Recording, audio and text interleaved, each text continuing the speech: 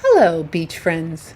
Yes, you can absolutely find shells on the beaches of Southwest Florida, but there is something a little more adventurous, a little more exciting, and maybe just a little more exhilarating when you're getting to those uninhabited islands with the assistance of a boat. So today we will be going to Dickman's Island, and I can't wait because I haven't been here for over a year and a half. One of the many things I love about shelling is there's no wrong way to love shells. Some people like to make things with their shells. Some people like to buy shells for their collection. But for me, the greatest joy comes from being out there in nature, feeling the breeze, appreciating the beauty of Florida, and holding those seashells in my hands. And one of the most fun and frustrating parts of shelling is you never know what's going to be out there. Now, of course, I'm coming at low tide. That is my favorite time to look for these treasures, and to make sure that you have as much fun along the way, I'm going to identify everything we find, and you never know what that's going to be. Each trip is its own one-of-a-kind adventure.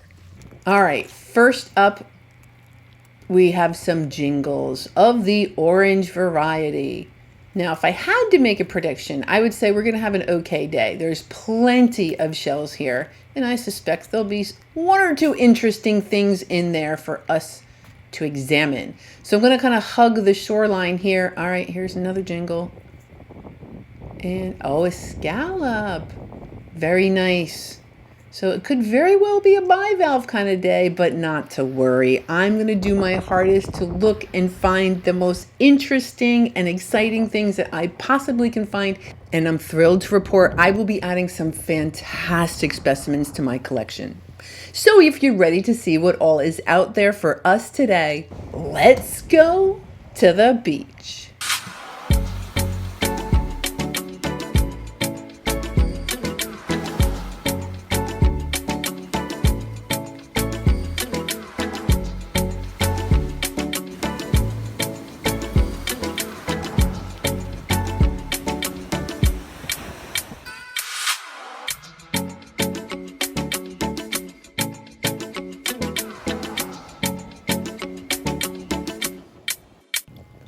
Oh, a spiny jewel box. Now, what's interesting about this one is it has a drill hole in it. Now, typically those spines will kind of protect it from getting drill holes, but not this. Someone was very determined, very hungry critter drilled into that.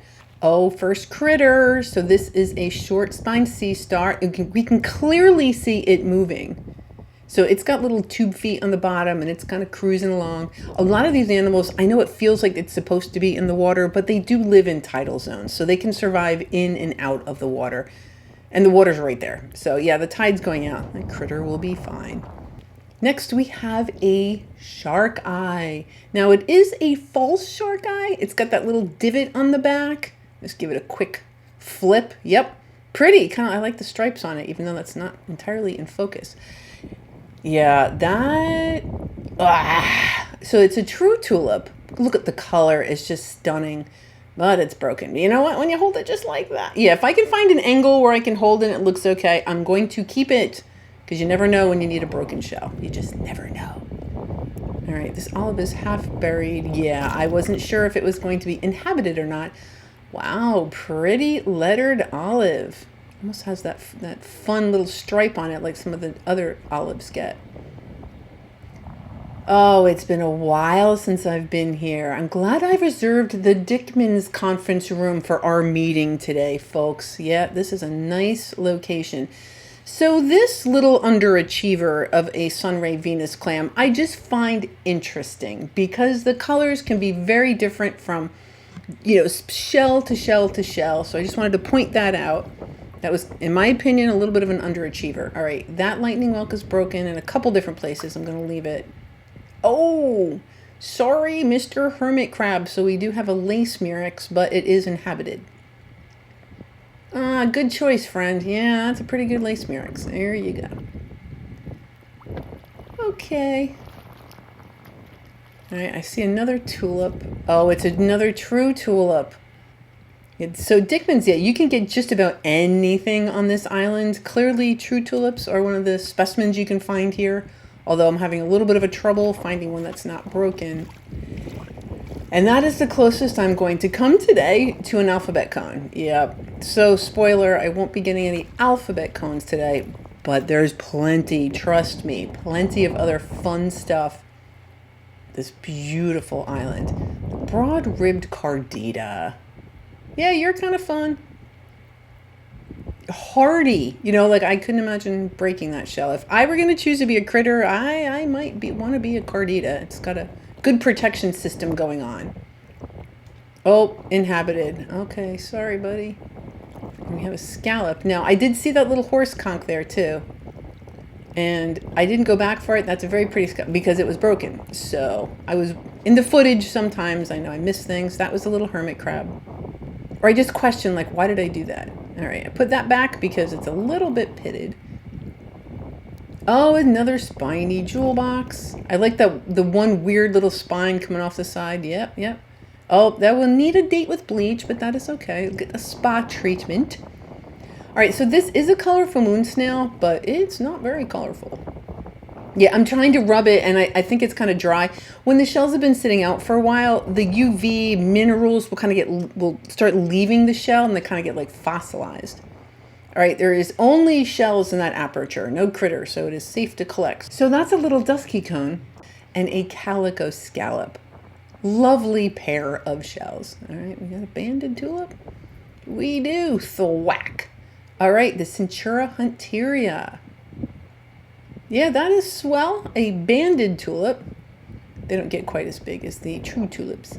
And you know, I do want to get more shells and try to make more of those shell flowers. And I was reading you can do them out of the Discdocenias. So that's what I'm doing here. I'm just kind of collecting some supplies. All right, that shell was running away, so we're going to leave it alone. All right, that shell was sleeping. Oh, the critter's in there. All right, it looks like a mauve mouth drill. There you go, Hermie. There you go. Pretty much just the way I found you. Yeah, all right, some of the shells are running around, and there's some fish there. Olive, yep, there's just sand in there. 2 olives, lettered olives.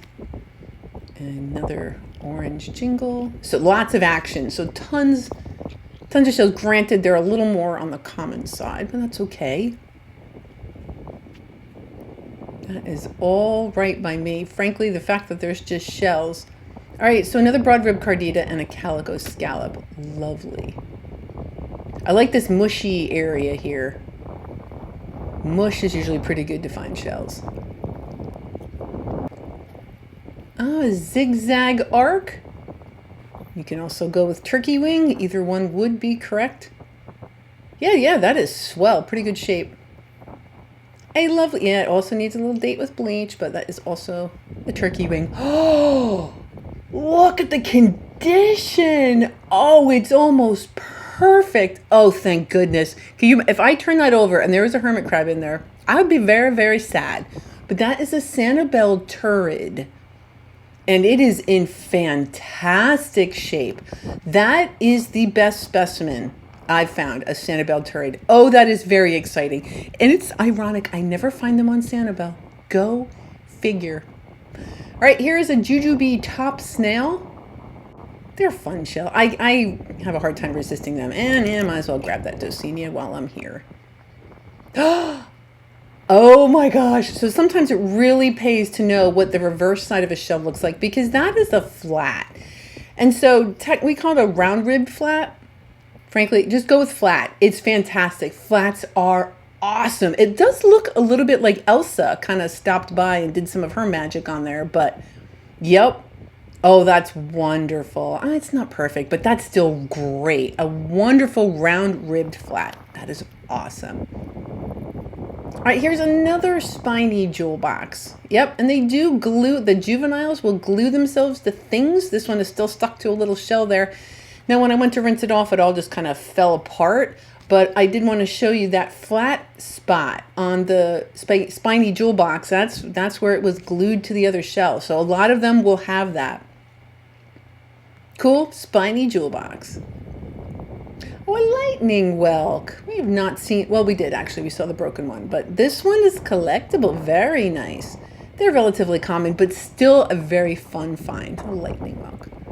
All right, here's another calico scallop. I do like the ones with those little bursts of orange. Yeah, orange is just one of those colors that exists out in nature on the beaches, but it's just a little bit more rare, very desirable in my humble opinion. This is an overachiever. So this one completely not only did the dark, but also did the light too. So yeah, some of these mollusks can be really fantastic. I think that's just kind of fun to compare them. All right, we got a fighting conch here. Yeah, oh, that's pretty aperture. It's a pretty standard looking fighting conch, but yeah, I kind of like that yellow. Yeah, I'm going to probably hold on to that. All right, another is turkey wing or zigzag arc. All right, it is not broken. I have to look at the other side because I can't tell. They're just not uniform. Calico clam. Very pretty. That and the Sunray Venus clams. They're fancy clams. There's another. Oh, yeah, overachiever. Now, this one, on the other hand, it's just different. Kind of white base. I'm not going to keep it. I just wanted to kind of show you how they could be very different. And another calico scallop or rough scallop. These are more rare than some of the other scallops, at least here in Southwest Florida. And I'm going to rinse that off. I want to see the roughness. Yeah. That's where it gets its name. It's literally a rough scallop. Very fun. So yeah, the shelling here, there's no like rack line. It's like really spread out. So I'm kind of like zigzagging. I kind of want to go by the water, but for whatever reason, my shell senses are going, no, stay up here for a little while. Ooh, all right. I was rewarded with a orange calico scallop. Lovely. I'd hate to miss that. That'd be terrible to miss, especially since it's so orange. All right, we got a trickster. Got a trickster. Just a piece. You never know, though. Check it out. Yep, there has been plenty of times where I just kind of assumed there would be something in it, and it was empty. Now this, if I had to call this anything, I would call that a fried egg jingle. Isn't it? Yep. Almost reminds me of the giant one I found on Shell Island. That was last summer. Nice nutmeg. Is this why I stayed up here and didn't go down by the water? Look at the point on it. Holy smokes. It does have a break in it, but it repaired very nicely. That's a really lovely nutmeg. Auger. Now, augers hunt worms, polychaete worms mostly, and they also have like a little harpoon, kind of like the cone shells, but you'll be fine. They're just hunting worms. Us humans are totally fine. That is just a piece of a Sanibel turrid, and that is normally kind of the condition I find them in, which is why I got so excited where that other one was just, so rich in color. It had all its pieces. It wasn't worn down yet. Oh, it was awesome. A little dusky cone. Yep. Cute little thing. Yeah, they don't get much bigger than that. Little dusky cone. The old purplish Tagalus. All right, that one has lost its periostracum, so it actually is purplish. All right, an orange jingle. They look nice together. A purplish Tagalus and a jingle. You're weird. Your flare is off. Now we can see, yeah, it was maybe barnacles or something were on the shell, and the snail just kind of kept. So I don't know if you can tell, like the aperture is much wider than it should be. Yeah, it just looks a little bit off. Oh, that is cool. Definitely going to keep that. Oh, there's another nutmeg. Lovely. Granted, maybe not quite as glorious as that other one, but still a very attractive common nutmeg. It's very nice. Horse conch. Oh, no, I stand corrected. That is a piece of a horse conch. Oh, the color on that. That would have been nice. All right, well, I guess we'll just go ahead and take this purplish Tagalus instead. All right, we got a live lightning whelk.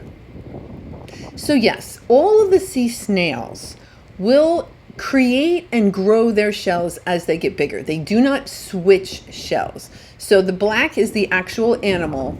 The only critters that change shells are the hermit crabs. So Hermit crabs will switch their shells as they get bigger, but the snails all keep their shells, and the shells will just grow as the animal grows. These little divots in the sand, those are live lettered olives. At low tide, it's very typical. Yeah, if you start seeing those little like funny C's and letters and stuff, ironically, that's not why they're called lettered olives, but there we go. So this is a 9-armed sea star that apparently wants to, I think that this critter wants to get into the water. I don't know why that other sea star earlier was kind of running away, but I'm going to give this little critter a lift. There you go. It's a little 9-armed sea star. Hopefully, it probably would have been fine. As a matter of fact, if I had to guess, I really think it would have been fine, but sometimes I just feel like I have to bring the critters to the water. Oh, sand dollar. Now, I know I'm not the only one who collects sand dollars, and not all of them make it home intact. So I do put it in my delicates container, but some of them, they just weren't meant to make it home in one piece. I do feel like I have the place to myself. There are other people here, but because it's an island, we get to spread out. So no one's shelling on top of me. All right, grab that disc Dosenia. So there's a little bit of weather brewing. It's summer, it's Florida, and I gotta tell you, that's the real rub, because low tide is in the afternoon, so you want to be out in the afternoon, but that's also when the storms tend to pop up. So it's just one of the challenges of summer shelling. All right, here's a little bubble. One of the other challenges is having the shells show up, but today I think we're doing okay. So that is a striate bubble. It's an adorable little thing. There's another little, all right, and there's another little top snail, a jujube top snail.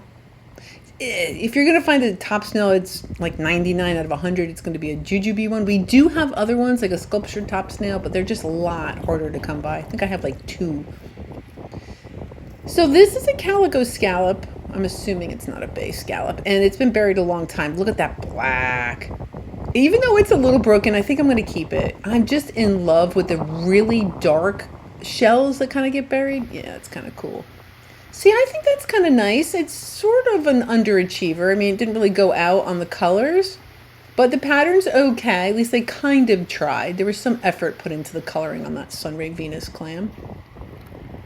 Not that Sunray, but here we have a sand dollar, and it looks intact. Kind of admiring the mud. Get a lot of mud down here, but yeah, there is definitely mud on there. All right, but looks good to me. The condition is fine, so that will, fingers crossed, it'll go in the delicates container and make its way home intact. Here's another one. Yeah, that's not intact. Yeah, I'm gonna leave that there. Yes, I can be bratty about sand dollars. Although I guess I could have taken that one and hoped that was the one that broke in my container. So admiring the handiwork of this spiny jewel box. The spines are not solid. They're actually kind of got a hole in it. That's where the animal goes in and makes the spines. And that is a piece of a true tulip. And I just kind of like the color. So I think I'm going to hold on to that. That's very red. Ooh. You're kind of pretty. I know it's hard to kind of really tell. I'm going to bleach you and find out. Yep. All right, let's come back to that at the very end of the video. Let's see what that looks like. Oh, that is lovely. Again, just a calico scallop, but it's just got at the umbo. So that part where all the color is, that is called the umbo of the shell. Beautiful. Yep, not tired yet of sand dollars. Not yet. Maybe one day. Today is not the day. Yeah. So for now, I'm still picking up sand dollars. Oh, you're adorable. You little banded tulip. Oh, that's pretty. Another calico scallop. The scallops today have been really bringing it. Look at how fun the color is on that one. So again, it's a calico scallop. These are all the same species, but they just have completely different colorations. All right. Yeah, so this one succumbs to peer pressure. I think in the beginning it wanted to be lazy, and then yeah, peer pressure took over, and so it did a little bit, put a little effort into that Sunray Venus clam. I think it just like admiring the differences in all the colors. So then we got some live olives there, hunting, doing their thing. Oh, look at that. Yeah.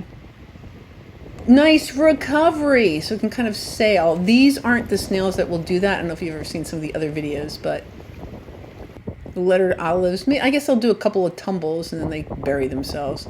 There is another really pretty calico scallop. Yeah, terrific. Now I know by the time this airs it will be July, but right now I'm shelling in June and holy cow am I feeling lucky. However, I think it's time for me to be quiet and let you have some beach time.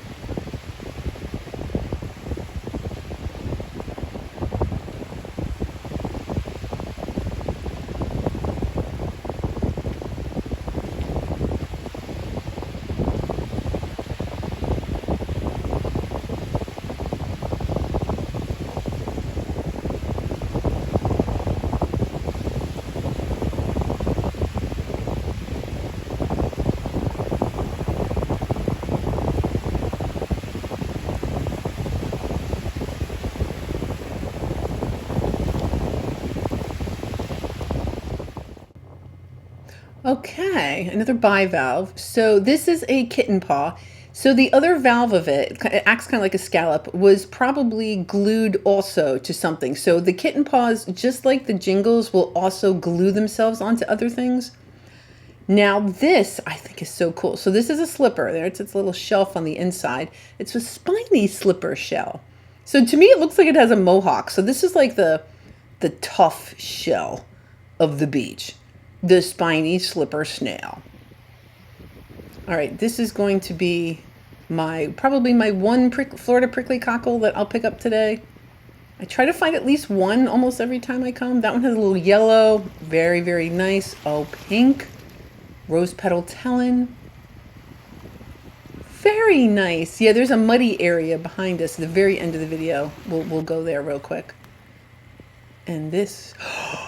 Oh, friends. So this is a very cool scallop. This is called a Ravenel scallop. So this is the other side of the flat.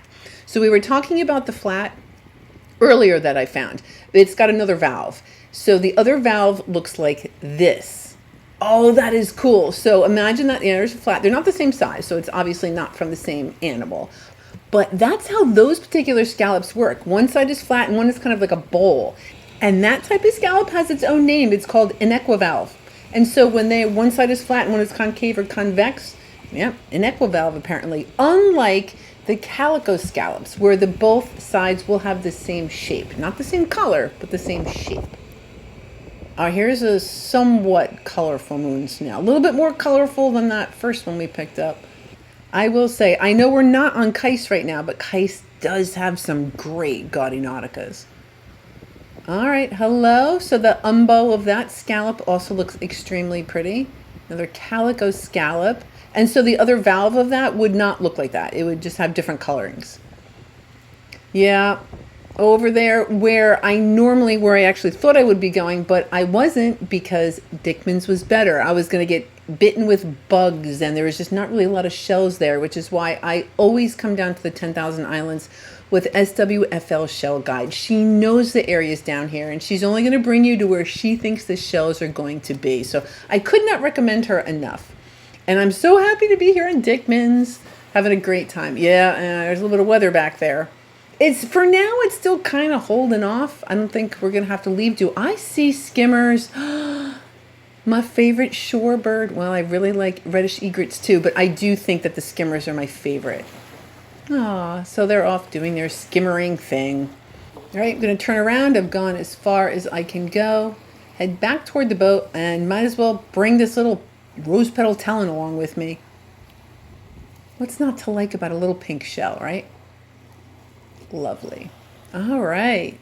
So the tide at this point is coming back in. So I've been through the low tide. It's coming back in. So the tour is kind of winding down, but I still have a little bit of time. A few more things to find. Look at this. So this is a ponderous arc that has been kind of chewed through by chimney clams or another kind of animal that will dissolve shell and then live in it. Isn't that neat? So anytime you see these shells with like holes in them, it was done by another critter. Isn't that a really pretty? So this is another calico scallop, and that beach stuff, it should pick off. It with like a dental pick or something. Lovely. Oh, another sand dollar. Yep, I guess I went through and back through the sand dollar field. So the ones we have here are the 5-hole keyhole sand dollars. Lovely. Oh, for a hot second I thought it was a cone. But no, it's just a juvenile fighting conch. Just one. I can't tell you how many I have that size. Like so many. I'm addicted. They're awesome. Now, I was just kind of thinking what was interesting, which did not show up today. So we did see that one lace murex, but I had to leave it. There was 0 apple murex, not really many banded tulips. It's just interesting what shows up. That bay scallop is awesome. Right, I do see a little chip on the top. I don't care. I love the color so much. Yep. Beautiful bay scallop. Oh, and another bivalve, an angel wing. That lovely waffle pattern through the entire shell. They like the mud too. The angel wings, crown conchs, rose petal talons. Go figure. Oh, that's a reddish egret up there. That's my second favorite shorebird. I was kind of hoping it would do its dance and stuff, but it didn't. It was pretty sedentary. Now this is Oliver.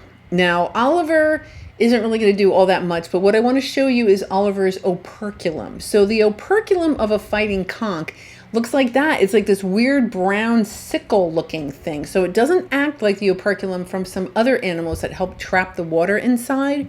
I'm going to talk a little bit more about that in a second. This is a tinted cantharus.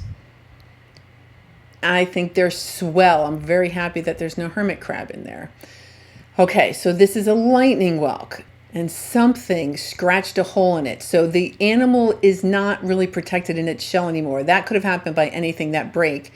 That's its operculum. I don't know, but it's not. Yeah, it can't trap water inside its shell anymore. Oh, so I don't know. That's only the second time I've ever seen a live lightning whelk with a hole in its shell like that. I don't know what's going to happen. Probably nothing good. So that's kind of a bummer. But this is the muddy area. Oh, look at that. Very muddy pear whelk. Fantastic. We did not get a pear whelk today. So that's going to go and bleach along with some of the other green shells. And yes, we got very, very, very rained on. And in case you were wondering, rain will push through a raincoat if you're on a boat and you're going fast enough. But it was totally worth it. Look at how beautiful all of those calico scallops. Yeah, there was a great bivalve day, especially the scallops over there in Dickman's. That was kind of fun. The Florida prickly cockle, there was 2 banded tulips, the turkey wings, some augurs. There's rose petal talons, a whole bunch of jingles. There's some miscellaneous stuff up in the right corner, worm shells and whatnot, some fighting conchs, juvenile fighting conchs, nutmegs, shark eyes. There is a buttercup lucine, that bay scallop, broad-ribbed carditas, top snails, oh, a little cross-barred Venus clam, and a little bruised nassa up there. Lightning whelks, kitten paws, tinted cantharus, purplish tigalus, the calico clams, angel wing, sand dollars, sunray Venus clams, lettered olives, spiny jewel boxes, and then now my favorites were the flats. I mean, the flat and the Ravenel scallop. The Sanibel turd was awesome, the weird fighting conch, and then I did like that ponderous arc with the holes in it. Yeah, call me crazy. What's also crazy, and I'm so grateful for, is that bleach works so good. So that muddy pear whelk, yeah, it's almost like magic, kind of like the acid. But yeah, just soaked it in simply, I mean, I scrubbed it a little bit, soaked it in bleach, and that's it. It's beautiful. Now, I told you we'd take a look at this one. And I had a feeling, it had a certain look to it. I cannot always tell, but this one had a natural shine. Isn't that glorious? Yeah, so that one cleaned up really well. I may, there's that little white spot on the front. Maybe I'd hit that with oil, but overall, I think that came out so good. And what's funny is I've kind of been playing around with bleach, and the best bleach is like this Walmart low splash bleach. Go figure.